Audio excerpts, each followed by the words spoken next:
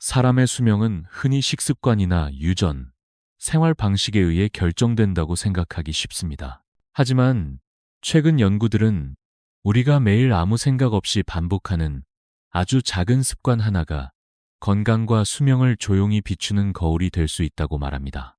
그 중에서도 많은 전문가들이 주목하는 것이 바로 걷는 방식입니다.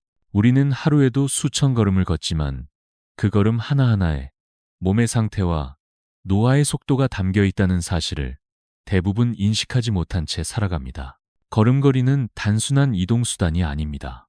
심장과 혈관, 신경계, 근육과 뼈의 상태가 서로 얼마나 조화롭게 작동하고 있는지를 그대로 드러내는 종합신호입니다.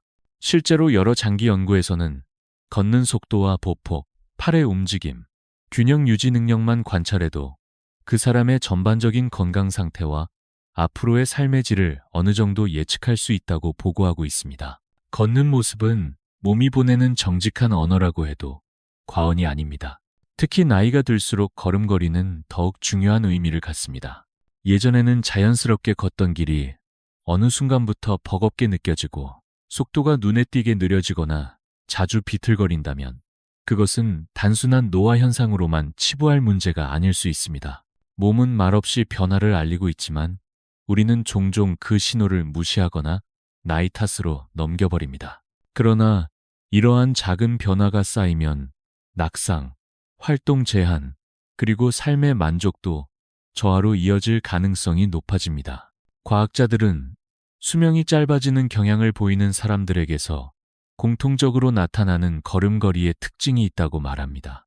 놀랍게도 그 특징은 아주 극단적인 증상이 아니라 일상 속에서 쉽게 놓칠 수 있는 미묘한 변화들입니다. 팔을 제대로 흔들지 않는다거나, 보폭이 점점 줄어든다거나, 가볍게 걷기만 해도 숨이 차오른다거나, 균형을 잃기 쉬운 모습들이 그 예입니다. 이런 신호들은 몸속에서 이미 변화가 시작되었음을 알려주는 초기 경고일 수 있습니다. 오늘 이 이야기를 통해 우리는 수명을 단축시킬 수 있는 4가지 걸음걸이 특징을 차분히 살펴보려 합니다. 그리고 동시에 지금부터라도 실천할 수 있는 현실적인 방법을 함께 생각해 보려고 합니다. 두려움을 주기 위한 이야기가 아니라 자신의 몸을 더 잘 이해하고 오래도록 스스로의 발로 걷기 위한 준비의 시간입니다. 어쩌면 오늘의 한 걸음이 앞으로의 삶을 바꾸는 출발점이 될지도 모릅니다. 앞에서 우리는 걸음걸이가 단순한 습관이 아니라 몸의 상태를 드러내는 중요한 신호가 될 수 있다는 이야기를 나누었습니다. 그렇다면 수명이 짧아지는 경향을 보이는 사람들에게서 실제로 가장 먼저 관찰되는 걸음걸이의 변화는 무엇일까요? 많은 연구와 관찰에서 공통적으로 언급되는 첫 번째 특징은 걷는 동안 한쪽 팔만 움직이거나 팔의 흔들림이 눈에 띄게 줄어드는 모습입니다. 사람이 자연스럽게 걸을 때에는 팔과 다리가 서로 반대 방향으로 리듬을 이루며 움직입니다. 이 움직임은 단순한 습관이 아니라 몸이 균형을 유지하고 에너지를 효율적으로 사용하기 위해 스스로 만들어낸 매우 정교한 반사작용입니다. 그런데 어느 순간부터 한쪽 팔이 거의 움직이지 않거나 양쪽 팔의 흔들림이 전반적으로 줄어들었다면 이는 몸의 조화가 깨지기 시작했다는 신호일 수 있습니다. 실제로 신경계의 변화는 팔의 움직임에서 비교적 이른 시기에 드러나는 경우가 많습니다. 걷는 동안 팔을 의식적으로 흔들지 않아도 자연스럽게 움직이던 기능이 약해진다는 것은 몸의 자동 조절 능력이 이전보다 떨어지고 있음을 의미합니다. 많은 사람들은 이를 단순한 습관 변화나 피로 때문이라고 생각하지만 이런 상태가 지속된다면 몸 안에서는 이미 미세한 변화가 진행되고 있을 가능성이 큽니다. 이러한 걸음걸이는 균형 유지 능력에도 영향을 미칩니다. 팔의 움직임이 줄어들면 중심을 잡기 위해 다리와 허리에 더 많은 부담이 가해지고 그 결과 쉽게 피로해지거나 작은 장애물에도 비틀거릴 위험이 커집니다. 특히 나이가 들수록 이런 변화는 낙상 위험과 직결되기 때문에 더욱 주의가 필요합니다. 실제로 평소에는 별 문제 없다고 느끼다가도 갑자기 방향을 바꾸거나 계단을 오를 때 불안함을 느끼는 경우가 늘어납니다. 중요한 점은 이러한 변화가 갑작스럽게 찾아오기보다는 아주 서서히 진행된다는 사실입니다. 어느 날 문득 사진이나 영상 속 자신의 걸음걸이를 보고 팔이 거의 움직이지 않는다는 것을 알아차리는 사람도 적지 않습니다. 몸은 이미 신호를 보내고 있었지만 우리가 관심을 기울이지 않았을 뿐입니다. 다음에서는 이와 함께 자주 나타나는 또 다른 걸음걸이의 특징을 살펴보며 왜 이러한 변화들이 수면과 깊은 관련을 갖는지 차분히 이어서 이야기해 보겠습니다. 한쪽 팔의 움직임이 줄어드는 것처럼 작지만 의미 있는 변화는 걸음의 속도와 보폭에서도 쉽게 드러납니다. 실제로 건강 상태가 악화되기 시작한 사람들의 많은 사례에서 걷는 속도가 느려지고 보폭이 점점 좁아지는 현상이 관찰됩니다. 이는 몸 전체의 기능이 서서히 떨어지고 있다는 강력한 신호일 수 있습니다. 정상적인 보행은 일정한 리듬과 속도를 유지하며 이루어집니다. 하지만 보폭이 작아지고 속도가 눈에 띄게 느려지면 이는 근력 저하나 심폐기능의 약화 혹은 신경계의 기능 저하를 암시하는 경우가 많습니다. 특히 심장이나 폐의 기능이 떨어질 경우 충분한 산소가 온몸에 전달되지 않아 걷기만 해도 쉽게 피로를 느끼게 되고 그 결과 자연스럽게 걸음이 짧고 느려지게 됩니다. 또한 보폭의 축소는 하체 근육, 특히 허벅지와 엉덩이 근육의 힘이 약해졌을 가능성을 시사합니다. 나이가 들면 근육량이 서서히 감소하는 근감소증 현상이 나타나는데 이는 보행 안정성을 떨어뜨리고 낙상 위험을 크게 높이는 원인이 됩니다. 실제로 하루에 몇 번이나 비틀거리거나 작은 턱에 걸려 넘어질 뻔한 경험이 있다면 이미 몸은 경고를 보내고 있는 것일 수 있습니다.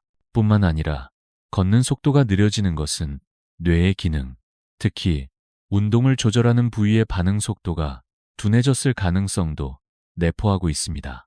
일부 연구에서는 걸음 속도가 인지 기능과 밀접한 연관이 있으며 느려진 걸음이 치매의 초기 징후일 수 있다고 보고하고 있습니다. 이런 경우 단순한 운동 부족이라고 판단하고 방치하면 중요한 치료 시기를 놓칠 수 있습니다. 일상 속에서 이런 변화에 민감하게 반응하는 것이 매우 중요합니다. 예전에는 10분 만에 다니던 거리를 이제는 15분, 20분씩 걸리는 일이 반복된다면 그 차이를 가볍게 넘기지 마시길 바랍니다. 몸이 보내는 작은 신호를 놓치지 않고 제대로 받아들이는 것이야말로 건강한 삶을 위한 첫걸음이 될 수 있습니다. 이어서 살펴볼 다음 걸음걸이의 변화는 더 직접적인 신체 경고와 관련이 있는 사례입니다. 걸음의 속도가 느려지고 보폭이 줄어드는 변화가 몸의 기초 체력이 약해지고 있다는 신호라면 다음으로 살펴볼 걸음걸이의 특징은 훨씬 더 직접적인 경고에 가깝습니다. 바로 걷는 도중 숨이 차거나 가슴이 답답해지는 느낌 혹은 통증을 동반하는 경우입니다. 많은 사람들은 이런 증상을 단순히 나이가 들어서 생기는 자연스러운 현상이라고 여기지만 실제로는 결코 가볍게 넘겨서는 안 되는 신호일 수 있습니다. 가벼운 산책이나 평지에서의 걷기처럼 큰 부담이 없는 활동에서도 숨이 가빠지거나 가슴이 눌리는 듯한 느낌이 반복된다면 이는 심장과 혈관의 기능이 예전 같지 않다는 신호일 가능성이 큽니다. 심장은 온몸의 혈액과 산소를 공급하는 중심 기관이기 때문에 그 기능이 떨어지면 가장 먼저 일상적인 움직임에서 변화가 나타납니다. 걷는 동안 숨이 차오르는 것은 몸이 필요로 하는 산소를 충분히 공급받지 못하고 있다는 뜻일 수 있습니다. 특히 가슴의 불편함이 어깨나 팔, 목 주변으로 퍼지는 느낌을 동반한다면 더욱 주의가 필요합니다. 이런 경우는 심장의 부담이 커졌다는 신호일 수 있으며 단순한 피로와는 성격이 다릅니다. 문제는 많은 사람들이 이러한 증상을 참고 견디거나 잠시 쉬면 괜찮아진다는 이유로 대수롭지 않게 넘긴다는 점입니다. 하지만 이러한 신호는 반복될수록 몸에 더 큰 부담을 남기게 됩니다. 숨이 차는 증상은 심장뿐 아니라 폐 기능과도 밀접한 관련이 있습니다. 호흡이 얕아지고 리듬이 흐트러지면 걷는 동안 몸의 균형을 유지하는 능력도 함께 떨어지게 됩니다. 이는 앞서 이야기한 보폭 감소나 속도 저하와도 자연스럽게 연결되며 결국 전체적인 보행의 질을 낮추는 결과로 이어집니다. 이처럼 걷는 중 나타나는 숨가쁨이나 가슴의 불편함은 몸이 보내는 분명한 경고입니다. 이를 무시하지 않고 자신의 상태를 돌아보는 것이 매우 중요합니다.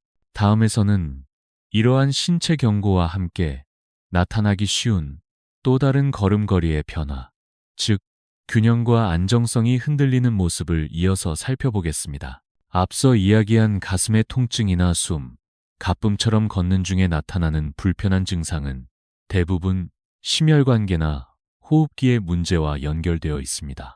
하지만 때로는 걷는 방식 자체에서 드러나는 더 미묘하면서도 위험한 신호가 있습니다. 그것은 바로 발걸음이 불안정하고 균형을 잘 유지하지 못하는 걸음입니다. 흔히 비틀비틀 걷는다, 발이 잘 떨어지지 않는다, 방향을 바꾸기가 어렵다는 표현으로 드러나는 이런 모습은 단순한 피로나 나이 탓으로 넘기기 쉽지만 실제로는 신경계에 문제가 생기기 시작했다는 초기 경고일 수 있습니다. 특히 파킨슨병이나 초기 치매, 경도인지 장애와 같은 신경, 퇴행성 질환에서는 걷는 모습에서 이상이 가장 먼저 나타나는 경우가 많습니다. 발을 끌듯이 걷거나 몸이 앞으로 쏠리며 중심을 잘 잡지 못하는 모습은 뇌의 운동 조절 기능이 떨어지고 있다는 신호일 수 있습니다. 일상생활에서는 크게 불편하지 않더라도 갑자기 서거나 방향을 전환할 때 순간적으로 균형을 잃고 넘어질 위험이 커집니다. 낙상은 단순한 사고가 아닙니다. 특히 노년층에서는 낙상으로 인한 골절이 삶의 질과 수명에 직접적인 영향을 미칠 수 있습니다. 고관절 골절이나 머리 부상은 회복에 오랜 시간이 걸릴 뿐 아니라 그 이후 일상생활의 자립도까지 낮아질 수 있습니다. 더 무서운 점은 이런 일이 한 번 발생하면 걷는 것 자체에 대한 불안이 생겨 외부 활동을 꺼리게 되고 이는 다시 근력 저하와 사회적 고립으로 이어질 수 있다는 것입니다. 균형을 잃기 쉬운 걸음걸이는 단순히 넘어질 위험뿐 아니라 그 이면에 숨겨진 질환과 삶 전체에 영향을 줄 수 있는 중요한 신호입니다. 그렇다면 이제부터는 이러한 신호를 미리 감지하고 대응하기 위한 구체적인 방법들을 함께 살펴보겠습니다. 걸음걸이에 나타나는 문제들은 대부분 갑작스럽게 생기기보다는 서서히 진행되며 우리 일상 속에 스며듭니다. 그렇기 때문에 평소에 꾸준히 몸의 균형 능력을 기르고 변화에 민감하게 반응할 수 있도록 습관을 들이는 것이 중요합니다. 그 첫 번째 방법은 바로 균형 감각을 훈련하는 운동입니다. 대표적인 방법 중 하나는 한 발로 서기 운동입니다. 벽이나 의자를 잡고 하루에 각 발로 30초씩 서보는 간단한 동작이지만 이 훈련은 하체의 중심 근육과 전정기관을 동시에 자극하여 균형을 유지하는 능력을 향상시키는 데 효과적입니다. 처음에는 흔들리더라도 꾸준히 연습하면 점차 안정적인 자세를 유지할 수 있게 되며 넘어질 위험도 현저히 줄어듭니다. 또 다른 좋은 방법은 요가나 태극권과 같은 동작입니다. 이들은 신체의 중심축을 강화하고 느린 호흡과 움직임을 통해 근육과 신경의 협응력을 높여줍니다. 특히 관절의 유연성을 회복하고 긴장된 근육을 이완시키는데 탁월한 효과가 있어 노년기 운동으로 매우 추천됩니다. 흥미로운 훈련으로는 눈을 감고 서 있기가 있습니다. 눈을 감으면 시각 정보를 차단한 상태에서 내 몸의 위치를 파악하려는 고유 감각과 전정기관이 더욱 활발히 작동하게 됩니다. 이 과정을 통해 뇌는 자세에 대한 정보를 더 정확히 인식하게 되고 전반적인 균형 능력은 자연스럽게 높아지게 됩니다. 이러한 훈련들은 특별한 장비나 많은 시간 없이도 집에서 손쉽게 할 수 있는 방법들입니다. 무엇보다 중요한 것은 매일 꾸준히 실천하는 습관입니다. 균형 잡힌 걸음은 단순한 운동이 아니라 자신을 넘어뜨리지 않게 지켜주는 일상 속의 방패입니다. 다음에서는 걷는 속도를 개선하고 심폐기능을 강화하는 또 다른 중요한 방법에 대해 이어서 이야기하겠습니다.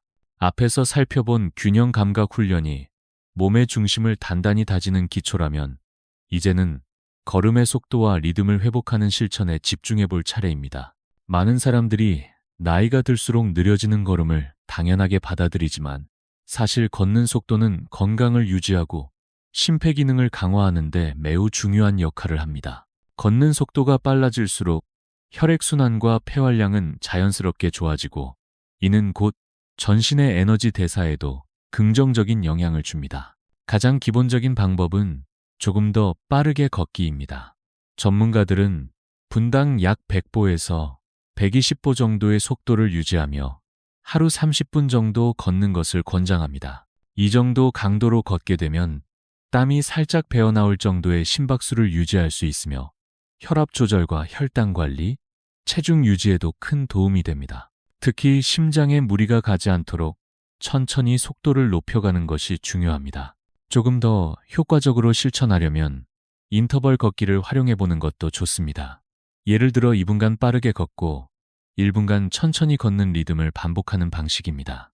이렇게 하면 심장과 폐의 지구력을 동시에 높이는 데 도움이 되며 단조로운 산책보다 훨씬 재미있고 집중력도 높아집니다.